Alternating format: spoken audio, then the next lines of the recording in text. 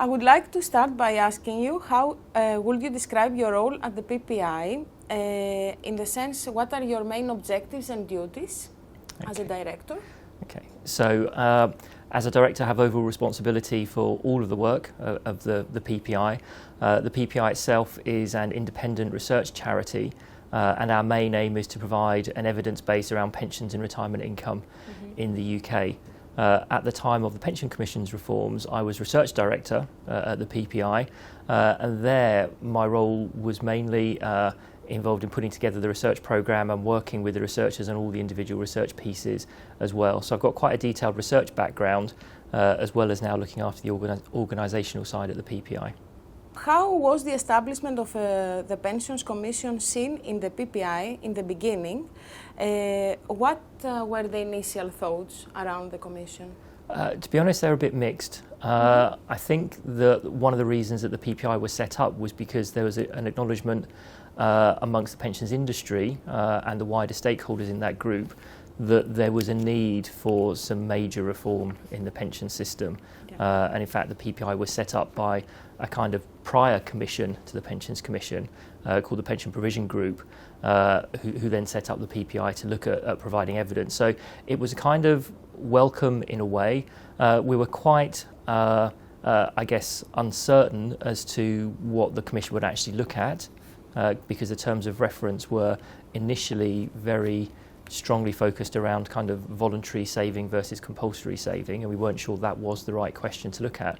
We're also, from a very parochial point of view, slightly concerned that if the Pensions Commission came in and solved all the problems in the pension system, that there wouldn't be a role for the Pensions Policy Institute going forward. So that was something we were thinking of as well.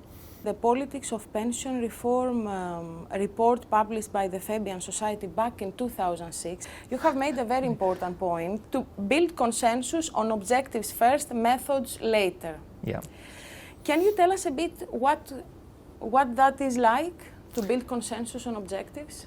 Yeah, so I think this goes back to a little bit that I just said about the original terms of reference for the Commission seemed quite narrow. One of the really important things that the Commission did very early on was actually, in a way, ignore their terms of reference. So they expanded and broadened what they were looking at to take in a lot of the objectives that would cover the whole of the pension system, not just should saving be voluntary or compulsory. And I think that's what I was alluding to there, in that actually before you can decide how you want to answer a question, you actually need to frame the question.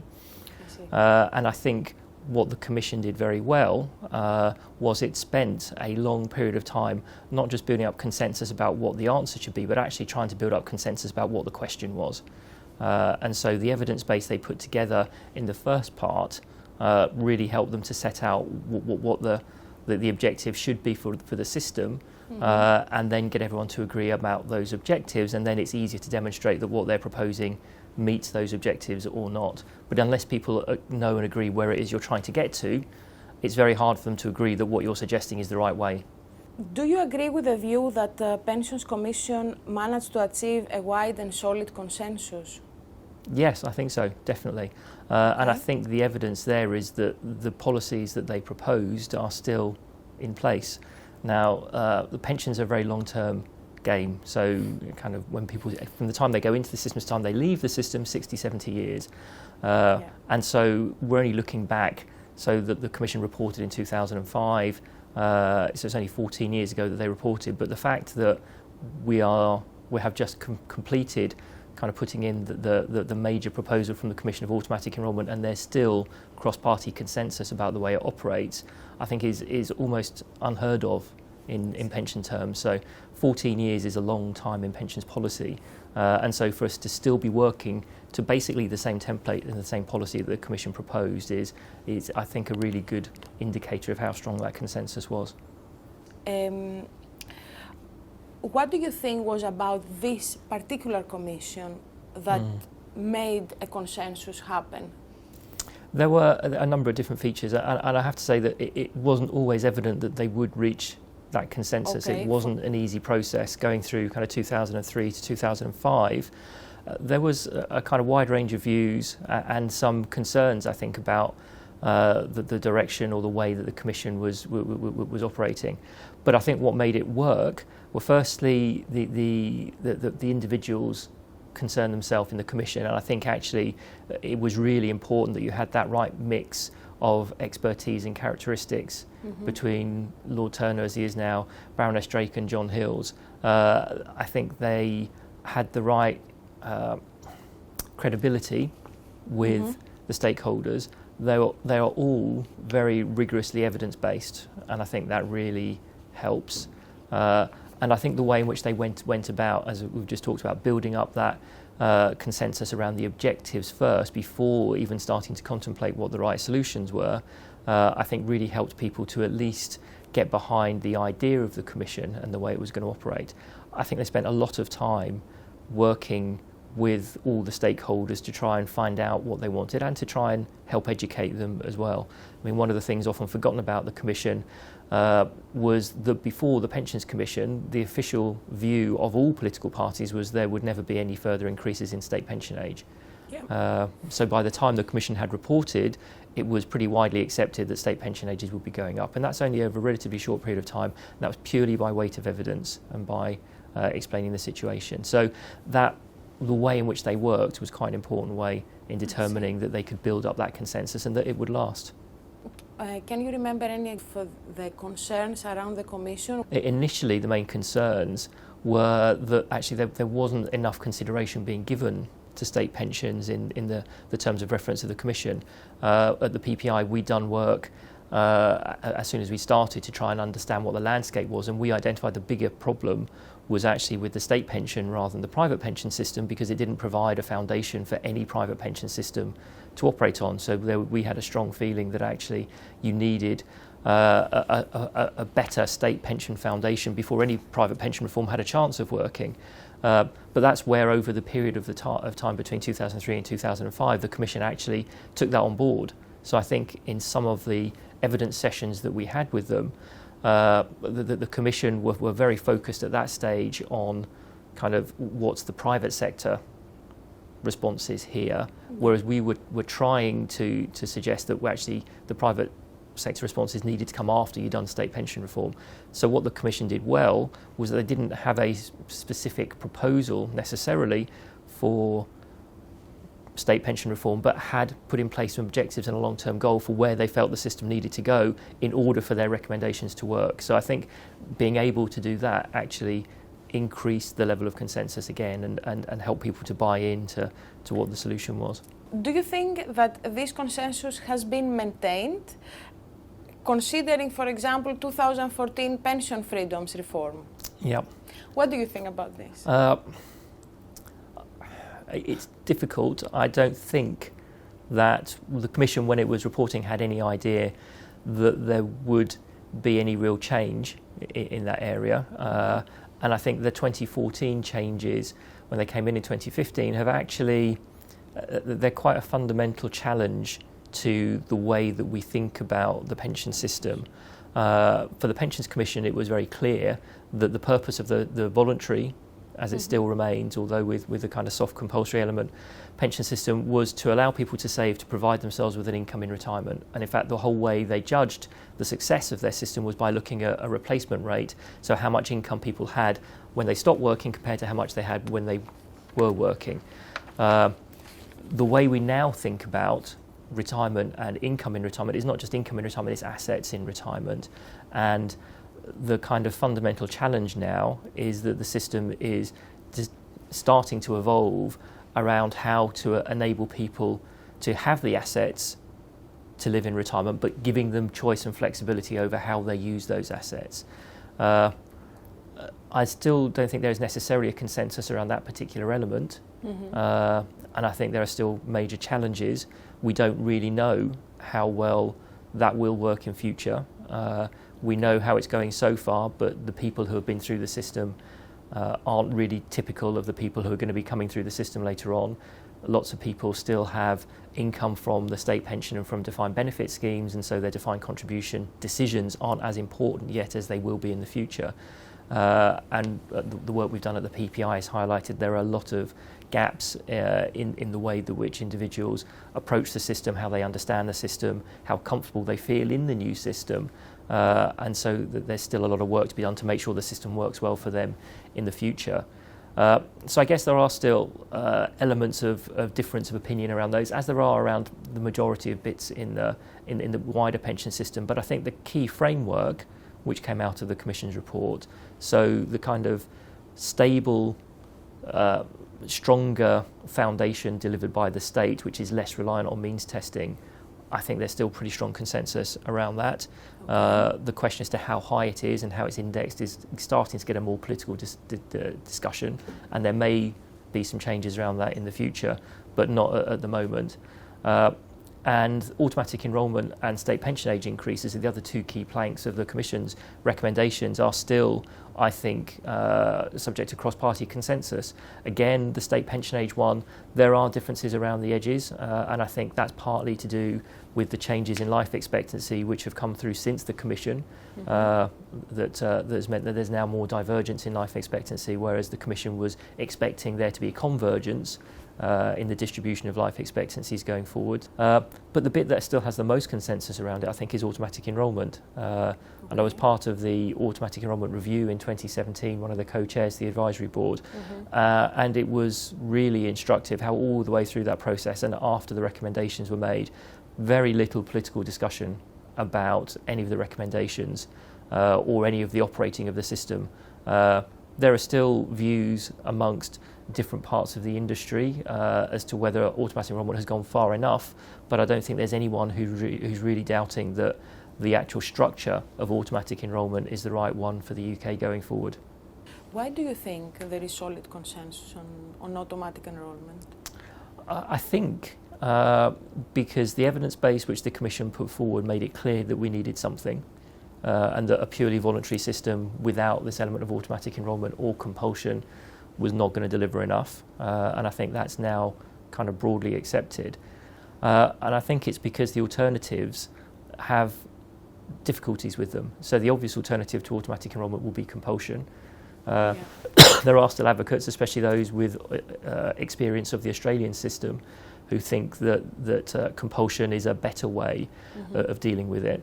But there are particular vagaries in the UK system around, in particular around things like earnings distributions and labour market experience, allied to the new levels of the new state pension, which mean that actually it's very difficult to select a single level of contribution which would be right for everybody in every circumstance. So having that kind of safety valve, if you like, or escape mechanism of automatic enrolment means that you don't always, or that it's potentially a better fit for most of for all of the population rather than different individuals within it. So actually, a compulsory system doesn't have the same flexibility as you get with automatic enrolment, I think.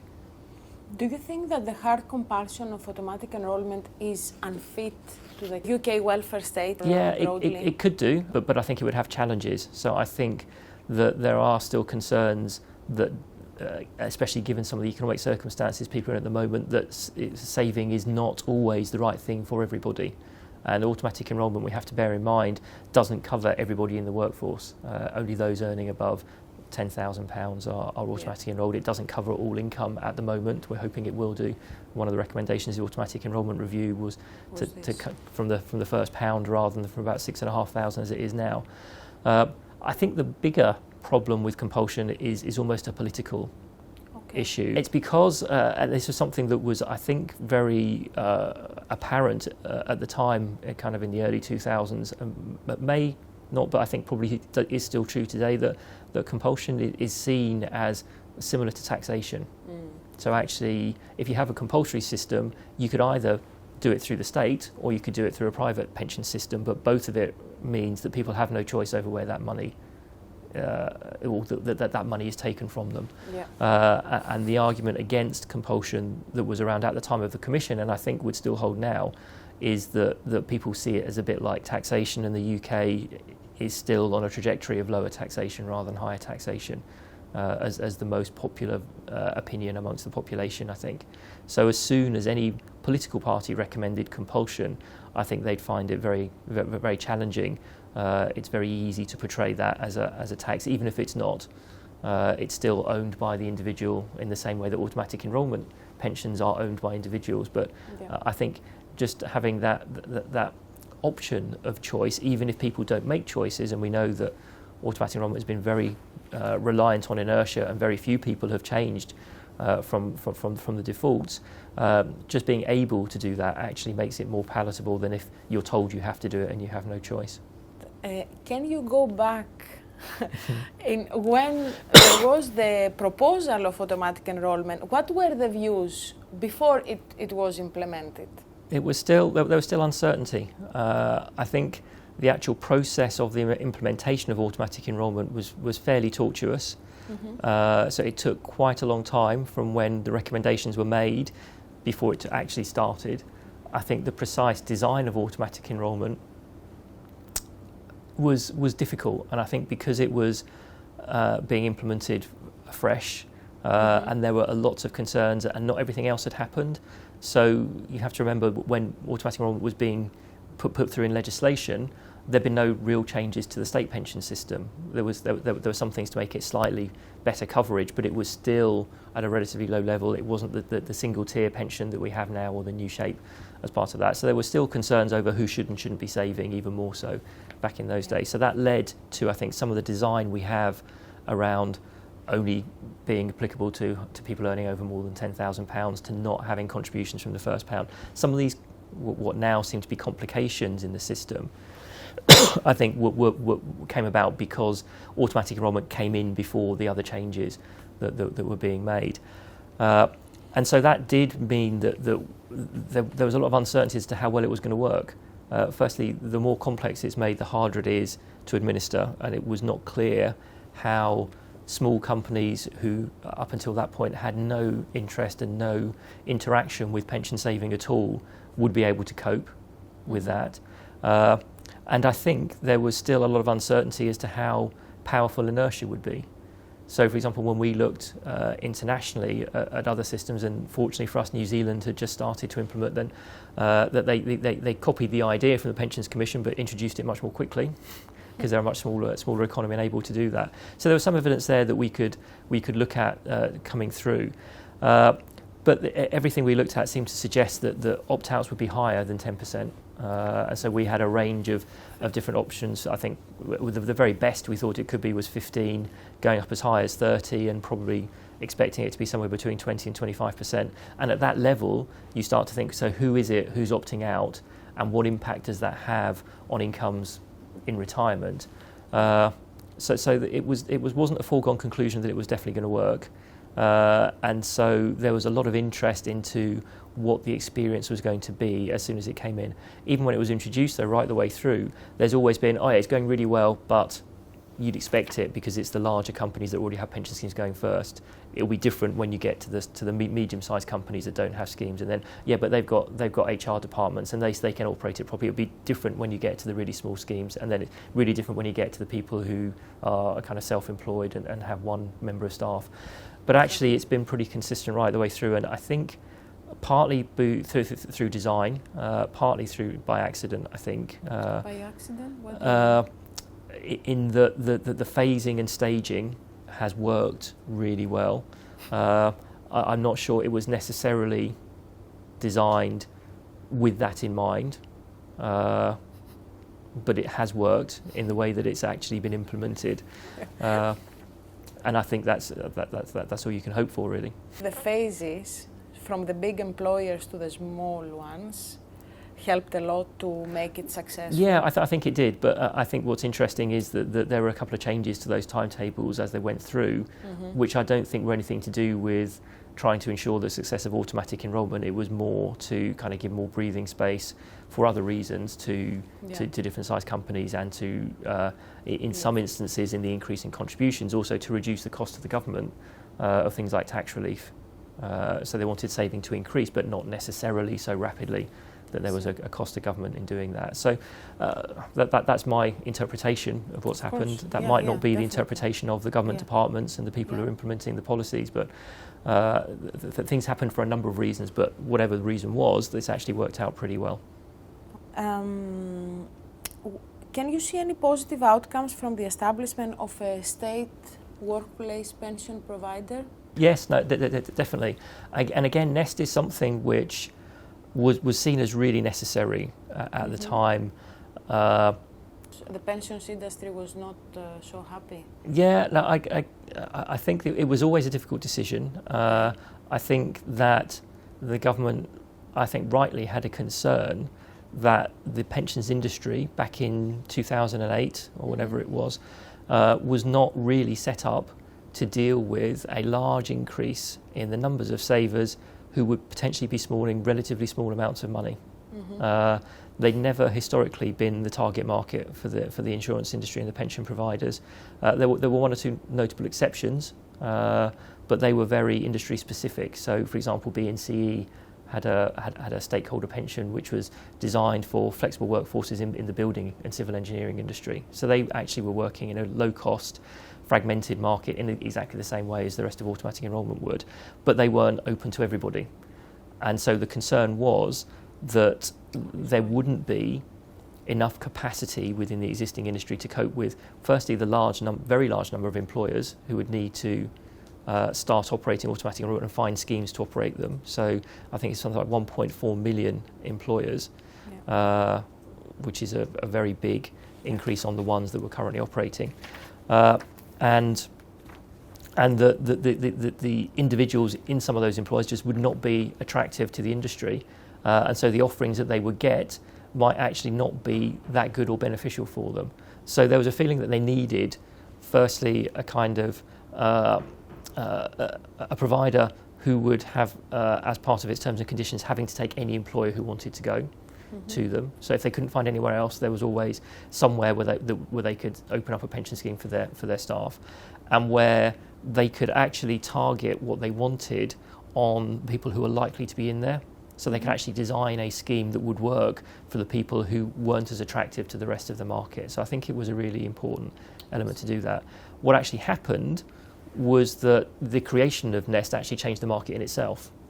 And so BNCE, for example, expanded, created a new pension scheme, Master Trust as it is now, called the People's Pension, which was based on what it already had done, but open to everybody. It attracted schemes from overseas, so like now pensions based on the Danish pension system came in, because there were other alternatives rather than those that formed the main part of the market, who were then attracted by this new market of automatic enrolment coming in.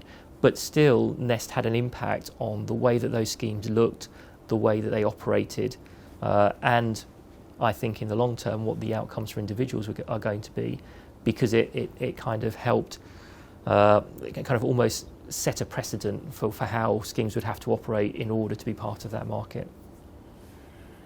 Do you think that the consensus on the creation of Nest was achieved because specific features were dictated, like it should be a DC scheme, or like any other scheme, or it should be excluded from the annuity market? So There's a number of different issues, I guess, and the consensus around Nest is probably not as strong as the consensus around automatic enrolment. Okay. I think there was definitely consensus that something needed to be set up. I think you can see that the consensus then around what it should do was probably not there in the same way. And I think it's worth splitting that down. There was a political consensus that there should be an operation. I think with the industry, there was real concerns that this would end up not just serving the part of the market the industry didn't serve, but actually taking over the entire market. I see. And they were concerned mainly because it appeared, and does appear to some, that Nest has a competitive advantage because it is underwritten by a loan from the government, which is being paid back over a very long period of time. And so that led to a lot of restrictions being placed on Nest initially. So people couldn't transfer in and you couldn't transfer out, so you couldn't take existing schemes wholly into Nest to try and protect the existing market, although that restriction has since been lifted. But as you say, there's been a lot of work within Nest about looking at how they can help their members as they move into retirement now as a result of the freedom and choice reforms in 2014.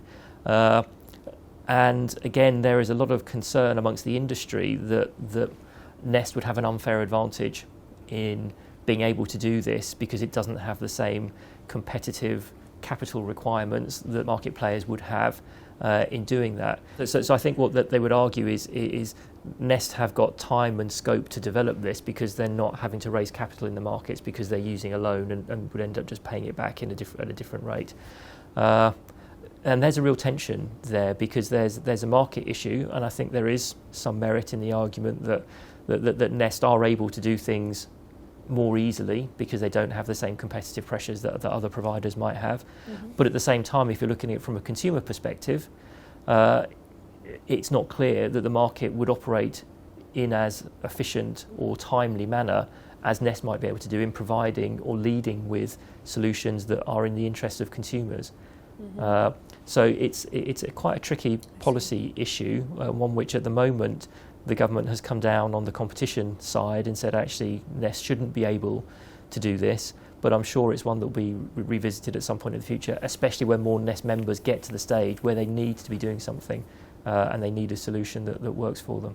Mm-hmm. Also, Nest is supposed to repay the loan. It's not something that at the PPI we've looked at in much detail. It's an issue for the industry, and I don't think they're concerned that the loan will never be repaid. I just think that the terms of the loan are probably more advantageous than would be possible to get in the private market without the same restrictions on them. And so there's a kind of feeling that Nest are able to do things more cheaply, and that can affect competition as a part of doing that. But it's difficult. I mean, the role that we play is in trying to look across all of the different perspectives, and so that is not just at looking at how the market is working, but how outcomes are being affected for individuals. And it's not a straightforward piece, because it could be that if Nest operates in one particular area, it might bring forward solutions for a particular group, but it might actually mean that there are different solutions or a longer time for solutions to appear for another group. Mm-hmm. So it's trying to think about how it all works together is actually quite tricky. What do you think about the use of this discipline of behavioral economics in policy? And if you think that it works in the case of pensions, and if you want to bring also other examples? Yeah, I think it's very, very helpful. Policy is really about getting people in a better place.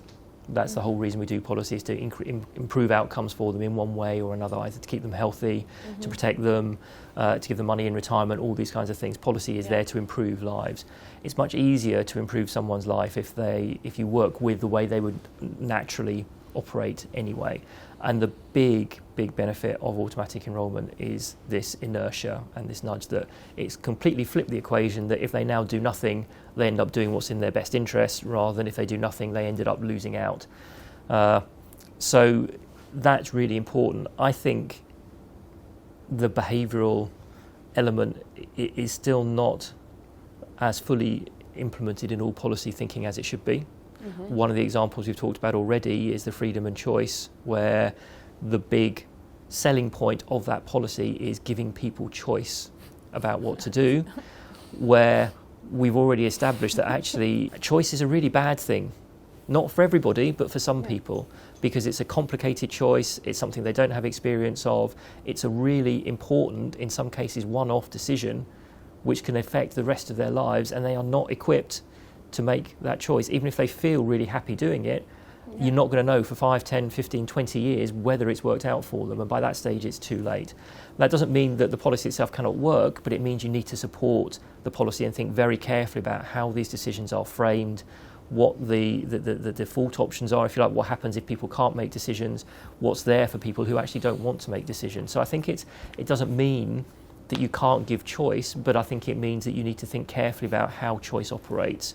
And I think there's so much we can learn from behavioural economics, behavioural science, any behavioural response work, to try and actually make it easier for people to do the right thing rather than leaving them to their own devices. We quite often hear that if you just give people enough information, they'll end up doing what's right for them, and we have no real evidence that works. And if somebody comes to you and say, okay, but for example, I was watching on the TV 1 week ago that there was a person saying, "Oh, I'm saving for my future and I don't even know." Yeah. So, what do you think about this and the role of behavioral economics? I mean, that depends who they are. Yeah. During their career, during their life stages, I think for a large part of people early in their life, that's absolutely fine. Saving for their retirement and not even knowing about it is great, because if they did know about it, they'd be tempted to do something else. I think what we can't do is have that situation, that state, remaining with that individual right the way through until they get to the stage where they have to do something with their money, which is the kind of freedom and choice point. So I don't see any problem with people not knowing they're saving when it's not important for them to know. I think when it gets to maybe mid-ish, maybe early mid now, given where state pension ages might go, but kind of people in their 30s, 40s, when they're making other financial decisions, when they're starting families, when they're moving houses, those kind of things, that's when people need to be aware that they are or have been pension saving, and that pension saving is a good thing, and what their pension saving will mean for them going forward. So it's about engaging people at the right time, in the right way, with the right decisions. But there are certainly large parts of the population that at any particular point in time don't need to be engaged with their pension saving. That means the system has to get the right balance between what happens by default through automatic enrolment and what individuals are still expected to do on top. And I think we've still got work to do to work out where that right balance is. But I don't think anyone is claiming that automatic enrolment by itself is all you need. But I think automatic enrolment makes it so much easier to construct something else, to make it easier for you to get closer to what people might need. By introducing the single-tier pension, it means that the earnings-related state pension as a provision has been abolished. Yep. So why do you think this was accepted? I think the main reasons were two, I think. So one is affordability. Mm-hmm. So looking far enough forward, the earnings-related pension, if it was to be kept in any meaningful way, would become really expensive. And in a world where the trend is very much on reducing expenditure on pensions going forward, that would have kind of sent the UK in the wrong direction compared to where it had been going. And I think the second was an acknowledgement that the role of the state needs to be specified and managed. So if you have an earnings-related pension, the state is performing two roles. It's kind of doing the basic poverty avoidance, which is the role of pension systems worldwide. As a very minimum, you want a system which keeps people alive and out of poverty going forward. But the state was then also acting as an earnings replacement. And although that is used in many systems around the world, it's starting to be used much less, because it is proving to be very expensive. And so I think there was an acknowledgement that the state should focus on what it could do, but then should do that well. And so that meant, I think, making the state pension more generous than it had been historically and how it had been kind of reducing over time, removing the means-tested element to it, and that was a really important part in the kind of interaction with automatic enrolment and private pension saving. One of the big debates that we had just after the time of the Pensions Commission, and we at the PPI had about an 18-month discussion with the Department for Work and Pensions about whether actually many people being automatically enrolled would see the benefit of that saving if there was still such a big gap between what the basic state pension was likely to deliver and the means testing levels they were getting, which was growing at that particular time. So actually removing that trap became an important part of actually being or helping automatic enrolment be successful, but also making sure that the level of pension people could expect would be enough to take them out of poverty, because again, historically we've had the means testing system to keep people out of poverty, and the use of the basic state pension, the purpose of the basic state pension had kind of got lost, I think, over time. It wasn't really clear what it was there for. And so now that, I think, has been kind of not quite reinvented, but repurposed as being the state's role is purely now about poverty prevention and making sure that people who are participating throughout their working life actually get a level of pension in retirement which is going to get them, if not above poverty lines, very, very close to them. For means testing. Mm-hmm. So in this context, I would like to ask you how you would comment on the argument that triple lock or both triple lock and double lock have to go. I think the discussion is really short-term and long-term. Okay. Long-term, of course, it has to go. You cannot have a system which increases on average relative to earnings over time compared to the rest of the population because it's unbalanced. I think the bigger question is what would you replace the triple lock or the double lock with, and when would you do it? And I think to answer that, you need to go back a stage further again as to what is the purpose of the state pension and what is the appropriate level of the state pension.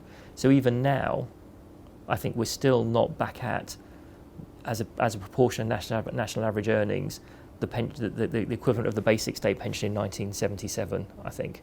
So the level of state pension provision had fallen so far that even with the big increases we've seen relative to earnings in recent years, the kind of 7 years, 8 years, 9 years of the triple lock, we're still not at that kind of level yet.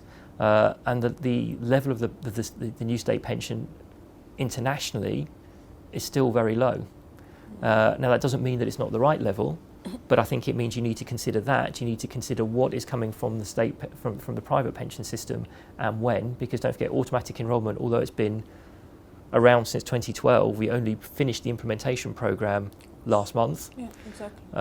And it's going to take decades before larger sums of money start to come through from there. So what's the right balance between the state and the private sector in doing that?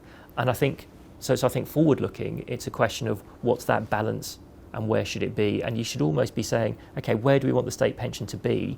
And then the triple lock is just a mechanism for getting there or not, depending on how far away you think you are or not. I think the other factor is, though, that although there's a lot of discussion about the kind of average income of pensioners and how pensioners as a cohort and the average income across the group as a whole is now higher than the working age population, how it's been changing, that ignores a lot of the dynamics within that population. And actually people who go into retirement poor generally stay poor during retirement, and most of the change in the poverty figures for pensioners has not been driven by the triple lock. It's been driven by increases in people working in retirement and increases in the average amount of private pension, which is to do with younger pensioners coming in with higher amounts of private pension.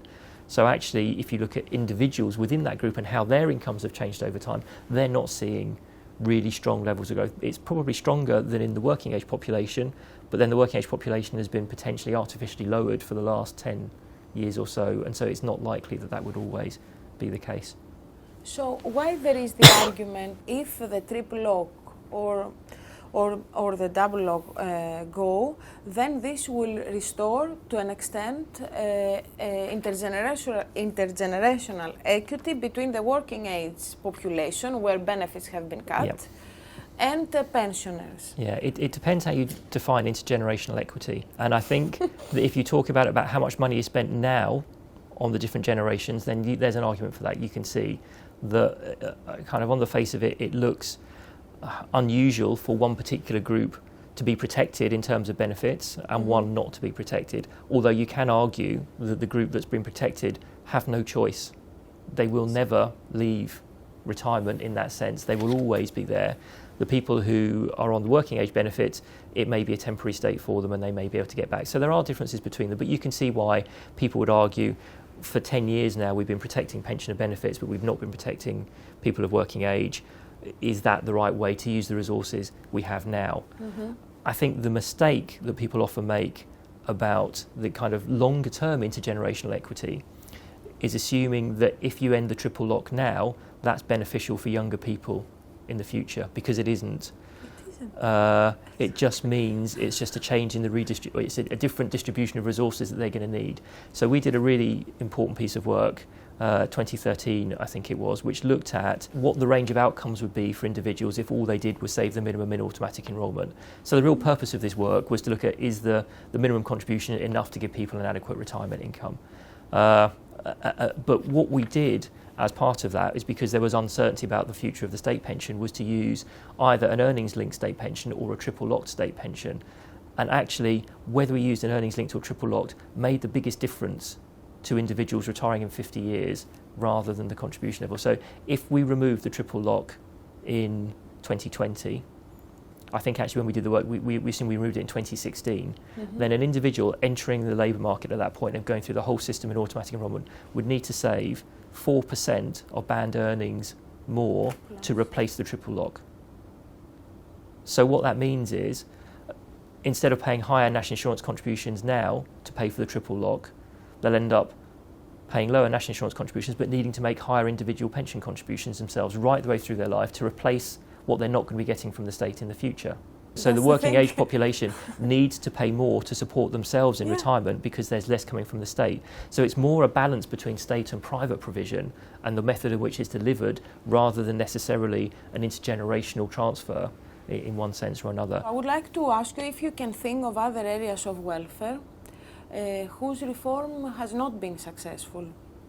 One of which we've been working recently is around universal credit, but that may be the implementation for a whole host of different reasons. I think maybe driving the kind of difficulty in that area. The one area that just has not been reformed or looked at, or where there's no real consensus or even strong leading candidates for reform, is social care. And it's often said that what we need is a pensions commission for social care, but I'm not sure if it would work in the same way. I don't know. I think it would depend very much on the individuals involved, and as I said, I think the combination of the three commissioners on the Pensions Commission really made that work. If you put three different people there, it may not have had the same outcome. So I think who you have running it is really important. And I think that there was already starting to be an acceptance around the pension system needed to be sorted out and needed to be reformed. And it probably wasn't as politically charged as social care has been. Social care in 2 of the last 3 general elections has been a really major political point. Interestingly, the reforms put forward which have caused the political concern have been quite similar, one put forward by the Labour Party and one by the Conservative Party. But anything which kind of is in advance of people knowing that social care is a problem is going to be difficult. And I still don't think there's a widespread public acceptance that social care is a big enough problem for there to be a radical solution to it. And I think the problem is whatever the radical solution is going to cost individuals more money, one way or another. And that's a really difficult political circle to try and square. The only way to do it is probably to try and get consensus, but I'm not sure that the political parties are in a place where they want to find consensus yet. Do you think that this consensus cannot be achieved for social care because social care recipients are a different electorate? It's less certain and probably less selective. I mean, I think social care can be required by virtually anyone, but it's not required by everyone. I think that's part of the problem. If we think it's hard enough to get people to think about their retirement, which in some circumstances can be quite a pleasant thing to think about, not having to work, not needing to go to a job that you may not like as much, having more leisure time and free time, and hopefully the aim of all of the pension system is to build up enough money for people to enjoy that. Actually, social care is even more frightening. It's about the last 2 years of life, potentially. It's about not necessarily being able to live in your own home. It's about being alone, lonely, taken out, needing medical help, all these kinds of things which people really do not want to think about. I would like to ask you before we stop, if you would like to add anything else. I don't know if my questions have captured your views on the. Yeah, I think so. No, I mean, just so it's remarkable how well the Pensions Commission recommendations have stood the test of time. Even just this week, there was a parliamentary reception to celebrate the success of automatic enrolment. Now that's the first ever event that I've seen celebrating a success of a policy in welfare, and especially one which, kind of as we say, the genesis of which came 14 years ago, and basically the structure is the same now as was suggested then, and that is incredibly rare, and I think a real testament to the kind of the amount of work and the evidence base. Not to underestimate it, the amount of work that went into building that consensus. Having a great idea is only part of the problem. Getting other people to sign up to that idea and to remain signed up to that idea is just as hard. And I think the attention to doing both of those things is probably what's given the Commission this longevity. In an area where ideas can change very rapidly, and there's always a new idea as to this might be a better way to do something, to actually keep this framework intact is very, very rare.